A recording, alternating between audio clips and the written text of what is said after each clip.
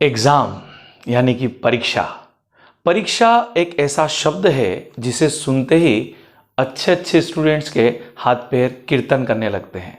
उन्हें लगता है कि अब इस बोझ से कैसे निपटा जाए, परीक्षा में हम कैसे सक्सेस को प्राप्त कर लें या हम कैसे परीक्षा में सफल हो जाएं।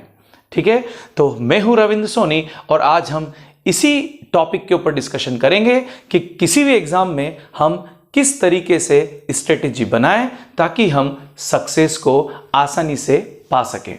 ठीक है, तो शुरू करते हैं कि एग्जाम में सफल कैसे हुआ जाए।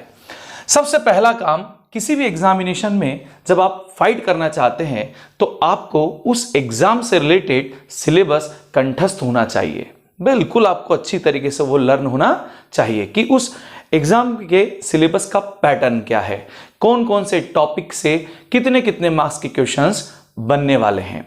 ठीक है, तो सबसे पहला काम है सिलेबस का अच्छी तरीके से पता होना। ठीक, आप चाहे 10th के एग्जाम दे रहे हैं, 12th के एग्जाम दे रहे हैं या कोई कंपटीशन एग्जाम को फाइट कर रहे हैं या अपनी कॉलेज की एग्जाम्स दे रहे हैं, तो सबसे पहला काम सिलेबस। ठीक है, सिलेबस को देखें, पूरी तरीके से समझें और कौन कौन से टॉपिक आपको प्रिपेयर करने हैं और वो कितने कितने मार्क्स के हैं, इसके अकॉर्डिंग आपको सबसे पहला काम सिलेबस को अच्छे से देख लेना है। ठीक, यानी पहली हमारी जो प्लानिंग होगी वो होगी प्रॉपर अंडरस्टैंडिंग ऑफ सिलेबस। ठीक, अब जब हमें सिलेबस का पता चल चुका है कि यार हमारे सिलेबस में ये टॉपिक आने वाले हैं और इतने इतने क्वेश्चंस के आने वाले हैं, तो अब सेकंड प्लान क्या होगा? तो सेकंड होगा हमारा प्रॉपर प्लानिंग बनानी पड़ेगी। हमें प्रॉपर प्लान करना पड़ेगा, प्रॉपर प्लानिंग करनी पड़ेगी। अब प्रॉपर प्लानिंग या स्ट्रैटेजी, आपको यह तय करना पड़ेगा कि मैं कितने टाइम में इस सिलेबस को कवर करूंगा। या तो एग्जाम डेट आपके पास आ चुकी होगी, अगर आपके पास एग्जाम डेट आ चुकी है तब तो आपके पास लिमिटेड टाइम, आपको पता है कि मुझे इतने ही टाइम पीरियड में करना है। ठीक है, तो आपको क्या करना पड़ेगा, अगर एग्जाम डेट आ गई है तो उस एग्जाम डेट के अकॉर्डिंग आपको आपकी स्ट्रेटेजी को प्लान करना पड़ेगा। अब प्लानिंग कैसे होगी ये भी मैं आपको बताने वाला हूं कि हमें कैसे प्लान करना चाहिए। और यदि डेट नहीं भी आई है तो फिर आपको एक टाइम पीरियड खुद डिसाइड करना है कि यार मुझे ये जो सिलेबस है ये इतने टाइम में जो है कंप्लीट कर देना है। ठीक है, तो हमारा सबसे पहला काम था proper understanding of syllabus, syllabus को अच्छी तरीके से समझना। दूसरा हमारा काम है कि प्रॉपर प्लानिंग और स्ट्रेटेजी बना देना। ठीक, थर्ड पॉइंट क्या है हमारा? थर्ड पॉइंट है डेली बेसिस का टाइम टेबल तैयार करना। ठीक है, डेली बेसिस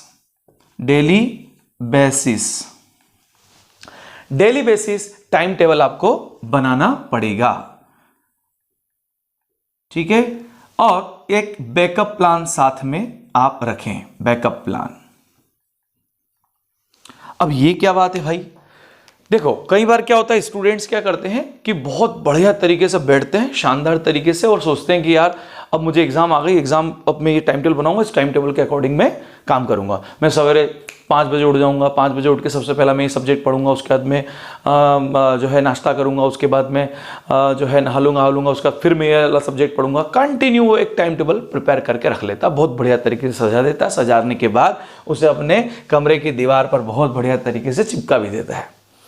ठीक है, मगर क्या होता है कि वो जो टाइम टेबल उसने बनाया है वो क्या होगा कि आज एक दिन फॉलो कर लेगा, 2 दिन फॉलो कर लेगा, उसके बाद तीसरे दिन जाकर के बोलेगा कि यार ये तो हो ही नहीं रहा है।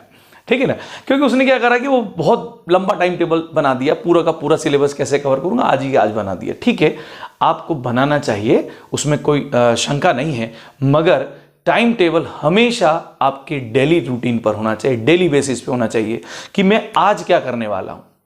ठीक, और मेरा कल का प्लान क्या है, बस फिर कल डिसाइड करेंगे परसों क्या करना है। टाइम टेबल आपका निश्चित होना चाहिए कि मुझे इतने लंबे टाइम में पूरा करना है, मुझे 2 महीने में पूरा सिलेबस कवर करना है या 3 महीने में कवर करना है, ये आपको पहले डिसाइड कर लेना है। मगर टाइम टेबल जो बनेगा पढ़ने का वो डेली बेसिस पे बनेगा कि आज मैं ये टॉपिक्स फलाने सब्जेक्ट्स के जो हैं वो देखूंगा। क्लियर है बात?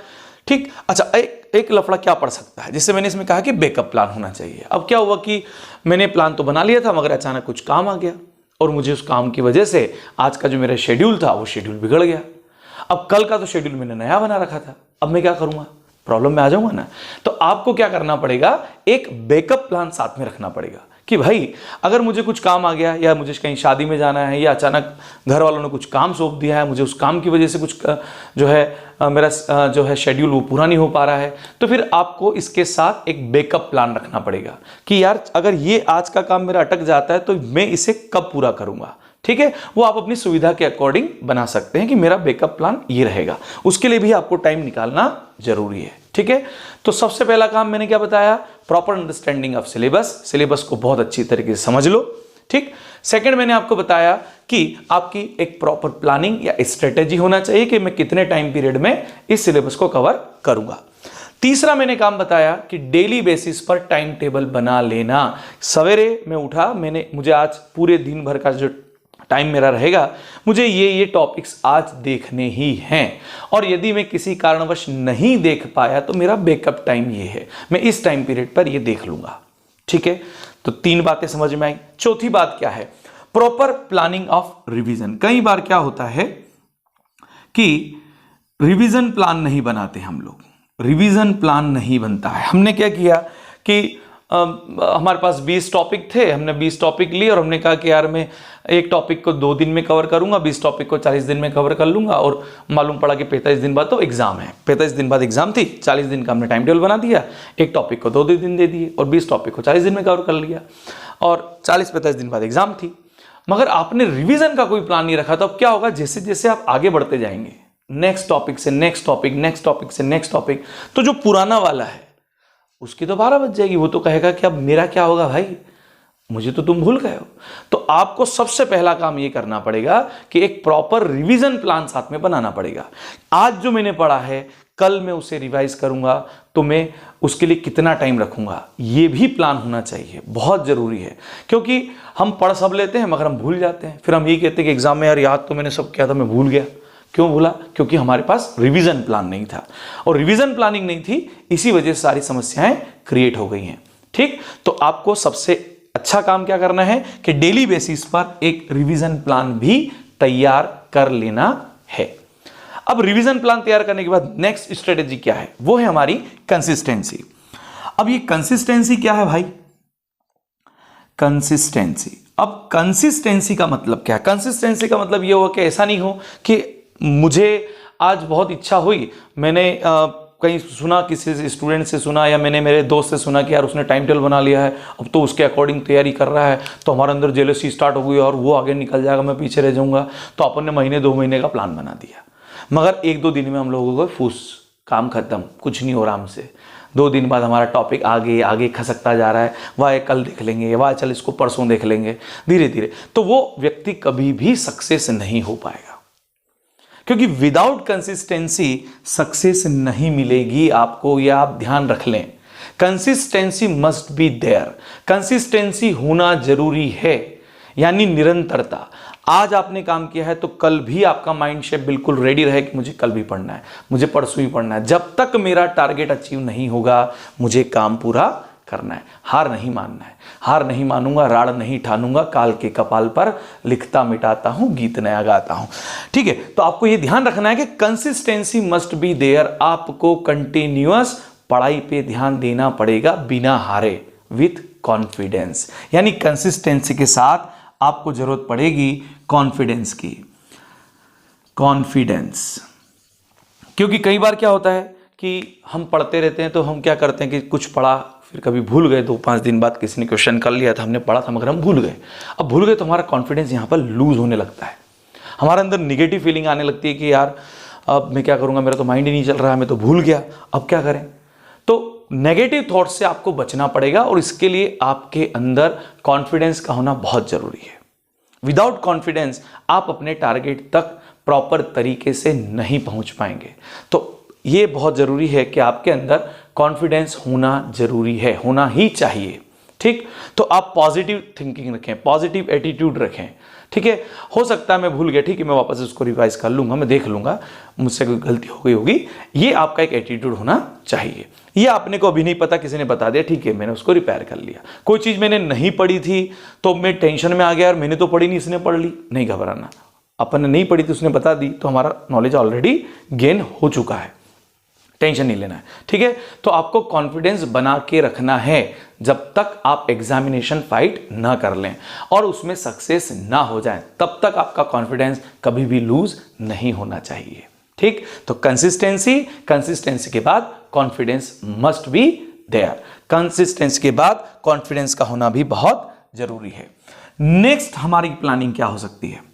नेक्स्ट प्लानिंग कॉन्फिडेंस के बाद होती है, जो मैं बताने वाला हूं वो स्पेशली जो कंपटीशन की तैयारी कर रहे हैं स्टूडेंट उनके लिए, वो है डेली अपडेट रहना।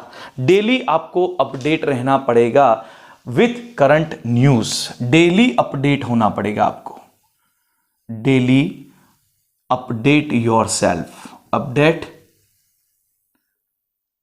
योरसेल्फ, आपको अपने आप को डेली अपडेट रखना पड़ेगा। अपडेट रखना मतलब यूं नहीं कि ताज आ रहना सूट वूट पहन करके, कपड़े लत्ते बढ़िया पहन करके, वो अपडेट नहीं कह रहा हूं। अपडेट रहना मतलब कि करंट न्यूज, करंट अफेयर्स, क्या चल रहा है देश में, क्या चल रहा है अपने राज्य में, क्या चल रहा है अपनी सिटी में, क्या चल रहा है, भारत का विदेशों के साथ किस प्रकार का संबंध है, कैसे फॉरेन अफेयर्स हैं।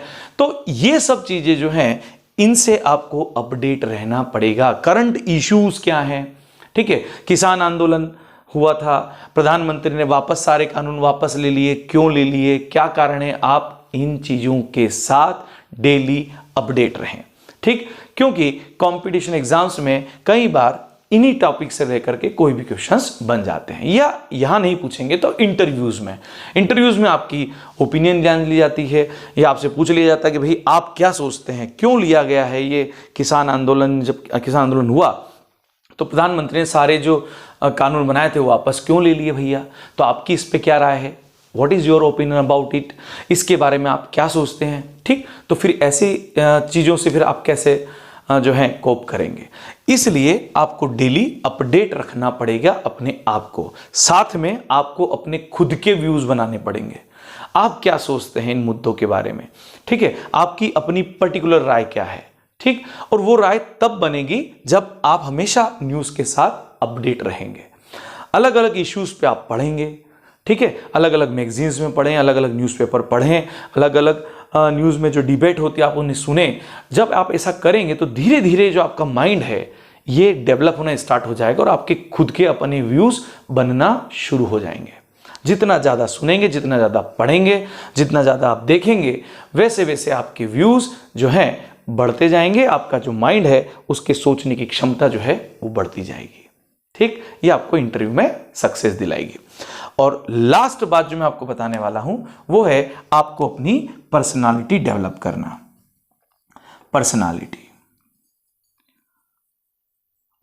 पर्सनालिटी आपकी होना चाहिए बहुत ही शानदार, ताकि जो लोग आपके कांटेक्ट में आए उन्हें लगना भी चाहिए कि स्टूडेंट में दम है, इस बंदे में दम है। और वो सब चीज़ें आती हैं जब आप एक प्रॉपर प्लानिंग, कॉन्फिडेंस, कंसिस्टेंसी के साथ अपना जो है वर्क करना स्टार्ट करते हैं। तो आपकी अपनी खुद की एक पर्सनालिटी होना चाहिए विथ योर ओन वैल्यूज, अपनी खुद की वैल्यूज के ऊपर, ठीक है। तो आपको अपनी पर्सनालिटी बनानी है, आपको हर एक चीज को बहुत मैनेज करके चलना है।